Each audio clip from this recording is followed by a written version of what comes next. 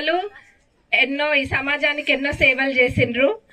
గిరిజన వర్గానికి అభివృద్ధిలో సేవాలాల్ మహారాజ్ పాత్ర ఎంతో కీలకమైనది.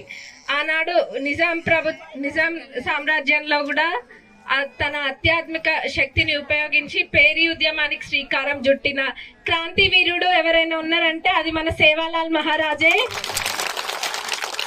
మరి ఎంతో విశ్వాస పాత్రులుగా ఉండేటోళ్ళు మన బంజారా బిడ్డలు, ఎంతో విశ్వాస పాత్రులు. దానికి వాళ్ళు ఆనాడు గూఢాచారులుగా ఎంతో మంది పనిచేసిండ్రు. మీరు చూసినట్టయితే అంతటి నమ్మకస్తులు బంజారా ప్రజలందరూ కూడా. ఆనాడు గోల్కొండ కోటలోకి ప్రవేశించాలంటే ఎంతో బందోబస్తు ఉండేది, ఎన్నో తనిఖీలు చేసి కానీ లోపలికి పంపించకపోయేటోళ్ళు. అట్లాంటిది ఒక ద్వారం ఉండేది అక్కడ, మీ అందరికి తెలిసే ఉంటది, గిరిజన ద్వారం ఉండేది, బంజారా ద్వారం.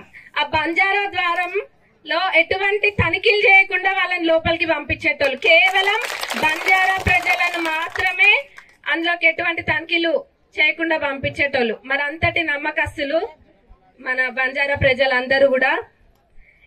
ఇదే కాదు, ఎలక్షన్ సమయంలో కూడా ఏ తండలోకి పోయినా గానీ వాళ్ళు చూపించిన ప్రేమ మర్చిపోరానిది. వాళ్ళ కళ్ళల్లో ఆనందము, వాళ్ళు చూపించే ప్రేమ, అది ఆ రుణము తప్పకుండా తీర్చుకుంటాము. గతంలో కూడా చూసినట్టయితే ఇందిరమ్మనే పెద్దపీఠం వేసింది, మరి ఎస్టీలకి భూములు ఇచ్చింది. మరి కాంగ్రెస్ ప్రభుత్వం ఎప్పుడైనా గానీ బంజారా ప్రజలకు పెద్దపీఠమే వేస్తుంది.